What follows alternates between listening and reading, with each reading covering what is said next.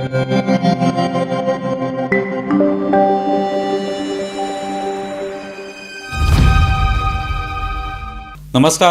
News डंकामध्ये मी महेश विचारे आपल्या सगळ्यांचं मनपूर्वक स्वागत करतो.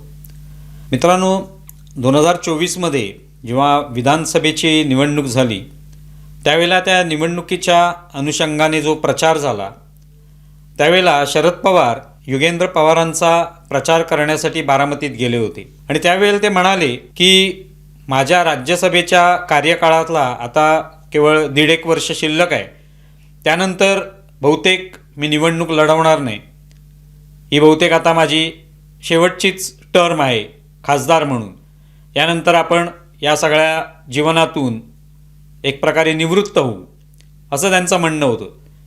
आपण आत्तापर्यंत 14 निवडणुका लढवलेल्या आहेत आणि आता किती आणखी निवडणुका लढवणार, नव्या पिढीकडे सूत्र सोपवली पाहिजेत, असं शरद पवार तेव्हा म्हणाले होते. आता हे शरद पवार त्यावेळेला म्हणाले असले तरी आता पुन्हा एकदा त्यांच्या नावाची चर्चा सुरू आहे, हे आपण गेले काही दिवस ऐकतोय. उभाटा गटाचे खासदार आणि प्रवक्ते संजय राऊत हे सगळ्यात पहिल्यांदा त्याबद्दल बोलले होते की त्यांची पवारांशी चर्चा झाली आणि पवारांनी इच्छा व्यक्त केली की यावेळेला पुन्हा एकदा त्यांना राज्यसभेवर जायचे. 2020ला शरद पवार राज्यसभेवर गेले होते, त्यामुळे त्यांची टर्म आता संपली आहे किंवा संपणार आहे आणि त्या अनुषंगाने पुन्हा एकदा त्यांना जाण्याची इच्छा आहे राज्यसभेवर, असं बोलल्याचं संजय राऊत म्हणाले. आणि त्यानंतर मग वेगवेगळ्या प्रतिक्रिया येऊ लागल्या. आता तर शरद पवार यांच्या कन्या आणि खासदार सुप्रिया सुळे यासुद्धा म्हणाल्यात की शरद पवारांना आम्हाला पुन्हा एकदा राज्यसभेवर पाठवायचे, फक्त आता काही दिवस त्यांची तब्येत ठीक नसल्यामुळे 2 वेळा ते ॲडमिट झाले आणि त्यामुळे प्रकृती अस्वास्थ्यामुळे थोडे दिवस थांबलेले आहोत, पण आम्हाला त्यांना निश्चितपणे राज्यसभेवर पाठवायचे. तिकडे उभाटा गटाकडून मात्र विरोध होतो. विरोध याचा अर्थ थेट शरद पवारांना विरोध आहे असं नव्हे, पण उभाटा शिवसेनेने असं म्हटलेलं आहे की या एका जागेसाठी जी एक जागा शिल्लक आहे, कारण 7 पैकी 6 जागा या भाजपने सांगितले की आम्ही जिंकणार आणि त्यांच्याकडे तेवढं संख्याबळही आहे, त्यामुळे एक जागा जी आहे त्यासाठी सध्या प्रयत्न आहेत आणि तिथे शरद पवार नव्हे तर उभाटा गटाचं म्हणणं आहे की आमचाच माणूस तिकडे उमेदवार असेल, आम्हालाच ही जागा हवी आहे, असं त्यांचं म्हणणं आहे. आदित्य ठाकरेंनी 2-3 वेळा हे पत्रकारांना सांगितलेले की ही जी एक जागा आहे ती आमची आहे, तिथे बाकीचा कोणाचाही संबंध येत नाही. काँग्रेसलाही वाटतंय राज्यसभेवर आपला उमेदवार असावा. पण एकंदरीत ही स्थिती पाहिली तर मनामध्ये प्रश्न येतो की एका बाजूला शरद पवारांनी सांगितलं होतं की आपण काय आता यापुढे निवडणुका लढवण्यास इच्छुक नाही, असं 2024ला ते म्हणालेले आहेत, पण आता पुन्हा एकदा त्यांचं नाव येते. स्वतः शरद पवार यांनी मात्र अद्याप कुठेही जाहीररित्या सांगितलेलं नाही की मला काही इच्छा नाही आहे पुन्हा राज्यसभेवर जाण्याची. पण प्रश्न हा निर्माण होतोय की शरद पवारांवर ही स्थिती का आलेली आहे, का अशा पद्धतीने शरद पवारांचं नाव कोणीतरी पुढे करतंय पण कोणतरी विरोध पण करतंय, सगळेच अगदी एकजुटीने शरद पवार यांना निवडून द्यायचं असं कुठेही ठरल्याचं दिसत नाही. प्रत्येकजण आपापला दावा करतोय. संजय राऊत किंवा सुप्रिया सुळे हे दावा जे करतायत ते त्यांनी जे काही त्यांच्या मनात जे काही ते सांगतायत किंवा त्यांचं शरद पवारांची जे काही बोलणं झालंय त्यावर सांगतायत. स्वतः शरद पवार लढवणार आहेत की नाही माहिती नाही, पण आज पहिल्यांदाच असेल की इतकी वर्ष ते राजकारणामध्ये आहेत, एक मोठे राजकारणी आहेत महाराष्ट्रामधले, इतक्या वर्षांचा अनुभव आहे, अनेक वर्ष मुख्यमंत्री राहिलेले आहेत, खासदार अनेक वेळेला राहिलेले आहेत, केंद्रामध्ये मंत्री राहिलेले आहेत.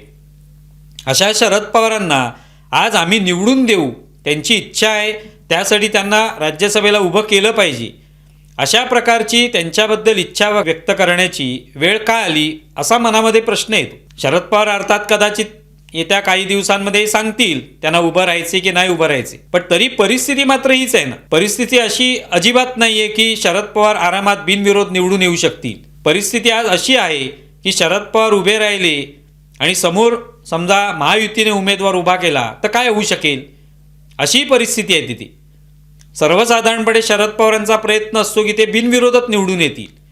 2020ची निवडणूक जी झाली राज्यसभेची त्यात बिनविरोध ते निवडून आले, त्यावेळेला कोणी अतिरिक्त उमेदवार उभा केला नव्हता, त्यामुळे 7 जे काय खासदार होते ते सगळे निवडून आले, ते बिनविरोधच होते, त्यांना कोणाचाही विरोध झाला नाही, निवडणूक झाली नाही त्यामुळे. आणि त्यावेळेला शरद पवार आणि फौजिया खान असे 2 उमेदवार हे राष्ट्रवादीकडून जिंकलेले होते, त्यामुळे तेव्हा परिस्थिती तशी होती, त्यांच्याकडे चांगलं बहुमत होतं, कारण शेवटी उद्धव ठाकरे जे आहेत ते काँग्रेस आणि राष्ट्रवादीसोबत गेल्यामुळे एक महाविकास आघाडीचं स्वतःचं बळ होतं, त्यामुळे स्वाभाविकच त्यांना बिनविरोध निवडून येता आलं. पण आता परिस्थिती तशी नाही. आता राष्ट्रवादी शरद पवारांची पार्टी किंवा पक्ष हा सगळ्यात खालच्या क्रमांकावर आहे. त्यांचे अवघे 10च आमदार निवडून आलेले आहेत. उभाटा शिवसेनेचे 20 आमदार आहेत आणि काँग्रेसचे 16 आहेत. त्यामुळे शरद पवारांना राज्यसभेवर पाठवायचं, जागा एकच आहे, तर त्याला उभाटा शिवसेनेकडून पाठिंबा मिळेल का, काँग्रेसकडून मिळेल का, याविषयी चर्चा करावी लागणार आहे. म्हणजे आज अशी परिस्थिती आलेली आहे. 2020ला अशी काही चर्चा करावी लागली नव्हती. शरद पवार हेच स्वाभाविकपणे राज्यसभेचे खासदार असणार असं ठरलं. आता मात्र तसं ठरवण्यासाठी सगळ्या पक्षांना विचारावं लागेल, त्यांच्या नाकदुऱ्या काढाव्या लागतील कदाचित, की शरद पवारांना पाठवायचं आहे. त्यांनी जर निवडणूक लढवायचंच नाही असं ठरवलं तर प्रश्नच येत नाही. पण तरी परिस्थिती आज आलेली आहे.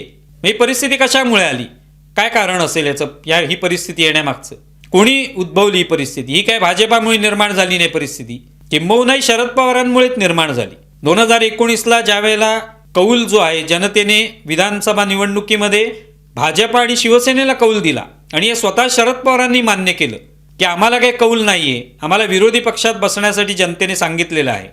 आणि ते खरंच होतं. जे काही महायुतीला म्हणजे तेव्हाची युती जी होती शिवसेना भाजपची, त्यांना बहुमत दिलं होतं जनतेने. आणि त्या परिस्थितीमध्ये स्वाभाविकपणे लोकांना वाटलं आता त्यांचंच सरकार येणार.